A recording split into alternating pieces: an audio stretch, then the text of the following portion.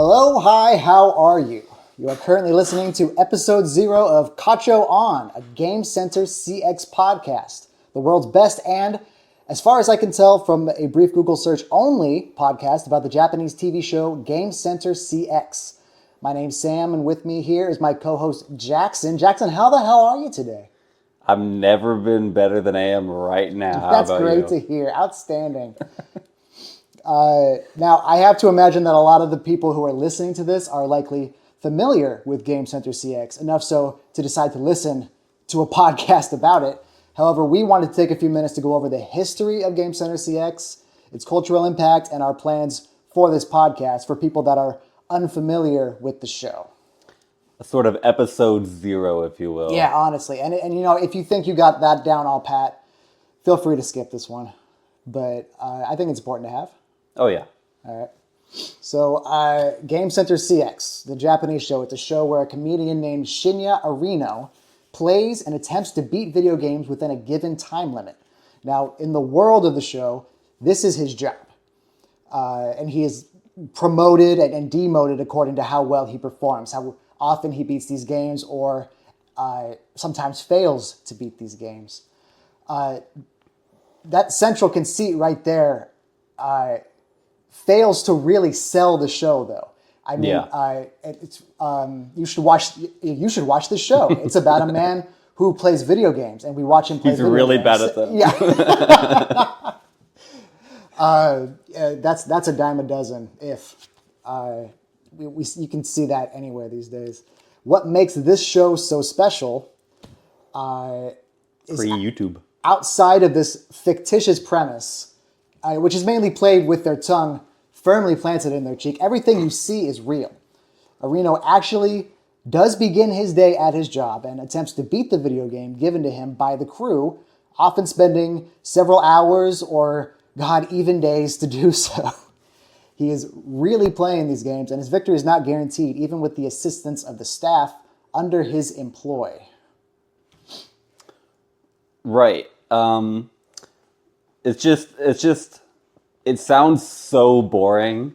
That's the thing with the show. It does, it sounds like just a really lame, Let's Play on YouTube. I have a hard time selling it to people because of this. Yeah. You know, watch this middle-aged man fail over and over again at Ghosts and Goblins. I remember when you first described it to me, I was like, it sounds so boring.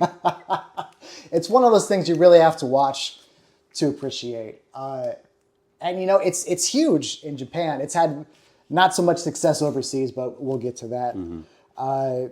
The show has been airing in Japan, I believe, since I've got a list of facts, by the way, I'm reading off of. I'm cheating, but the show has been airing in Japan since 2003. My birth year, y'all. Yeah, God, that's so hard to believe sometimes. A whole 22 years ago, and has spawned 3 video games and a feature film.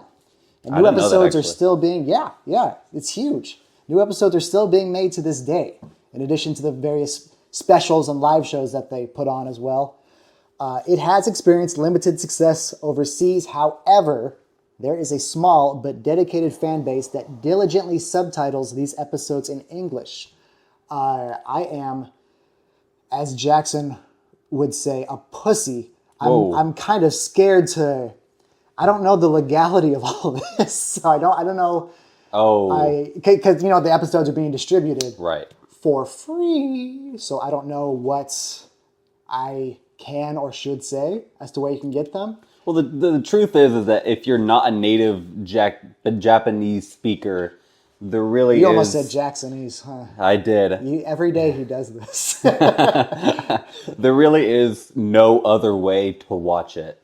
No, honestly. You know, if you're savvy enough to download a podcast, you're going to be able to find these episodes if you look for them. Mm-hmm. So, should we talk about its attempt at coming over to the West? Yeah, it had. So how I first heard of the show was it was brought over to the U.S. when I was a teenager. I don't like to think about it, honestly. A gaming website commissioned It was like a dozen or so episodes. It was Kotaku, right? It was Kotaku. Yeah. Actually, yes. To be subtitled in English, and it was brought over to America and renamed Retro Game Master. I know, yeah. They kept the big chunk of the episodes, which is Areno playing these games, but they cut out all of the little segments, unfortunately, which is just tragic. Yeah. Every week they'd release a new one, and I was hooked from the start. They only did 12, right? Did you already say that? Yes. Okay. Yeah. Literally just 12. Out of, there's probably like 500 plus now. There are hundreds. Yeah, there's a lot. They number in the hundreds. This is 2 decades worth of work, you know? Yeah. It's astounding to look at it all. So, but the point of all this is that we love the show. We very much do. Yeah. More specifically, Sam loves it to a much higher quantifiable degree than me because he's seen a lot of it, and I've seen no more than 4 episodes probably. I bet you can count them on one hand, the ones that I've shown you. Yeah. I was trying to sell him on the idea for this podcast. I was sold from day one, by the way. Before you saw the episode? Or Well, I don't know about that, but... That's good to hear, actually. A lot of the charm of the show, you know, it's Reno himself. Yeah. And it's, you know, he's funny, he's quick-witted, and oftentimes he's terrible at these games that it's his quote-unquote job to complete. He's really bad. He's really bad. Games. You know, until he's not. But he will, you know, from sun up to sundown, literally, he will be playing these games, and he will give it 110% trying to beat it. Yeah. And, you know, he's often always, not by himself either. No, He can't do it by himself. No, he cannot. He's always got this amazing attitude about it, too. And so you find yourself rooting for him. His successes are your successes. His failures, yours. Yeah. And I know there's episodes where he's managed to squeak by, you know, eke out a victory. I just felt so elated. And then on the flip side of that, just barely losing. Which just sucks because, I mean, I get it's like the story, it's like the stakes of the show, but he really does just stop playing when he loses sometimes. He's just, well, I lost, so I'm done. But he always does it in his own style. He's consistent to himself, if nothing else. You know, and so it's him as a person, as a comedian, as a gamer, and it's the people who work with him, the various cast and crew that help him along, such as Abe, the cameraman, with the delinquent background, as they put it, or the various ADs that come and go throughout the seasons, each with their own usually distinguishable personality, and they'll come back for various episodes over the years too. So Jima, he was only on, I believe it was the first season, but you'll see him for like fucking forever. He'll come back from time to time. So the moving on to the format of this particular podcast, it's going to be sort of a recap / analysis of the show episode by episode. You might have seen or heard other podcasts like this, but for much more popular shows. But I think just every episode is unique. It has its own story. It has its own little side stuff going on. It's worth talking about. It is. In fact, we've done it just off recording about the episodes that we've watched together. But we have a few segments in mind. We have some things that Reno did that's just very questionable and Far Cry style definition of insanity. Stuff that the AD did that was cool. There's a lot of side segments or references towards Japanese culture that we might break down that might not make sense to English viewers. And we'll break those down as we know how and if we know how. Yeah, we'll do our research. We'll do our homework, so you don't have to. We're gonna skip season 1 actually, Let me talk about that a little bit. So the format for each episode of the show, for the majority of its 2 decades plus on air, is the bulk of the episode is Areno's challenge. Is Areno trying to beat this game? Is Areno sitting in that room and it's back and forth, his monitor and him. Yeah. And then it's interstitched with very special segments. Usually, almost always, I think, they go to visit an arcade in real life, you know? And so the camera crew will follow Reno as he goes and he meets the people there and he plays the games there. There's other segments that last, you know, just for a season, like this one where Reno attempts to find lewd cutscenes in games. Or this other one where fans send him postcards asking Reno to call them so that they can give Reno advice on this video game he's playing. Oh, I actually haven't seen that. Yeah, it's this video game he plays only in the segment. Oh, I see. Okay, that's cool. And so each week, and you know, this was back in the aughts where that sort of thing was feasible. You postcards, you know. Yeah. There's Japan's really into postcards. Are they? There's a lot of I know like the Pokemon company does like monthly like special postcards that they'll send out to members or something. Huh. And I know there's other stuff like that, like Capcom does it too. That's off topic. I wonder if like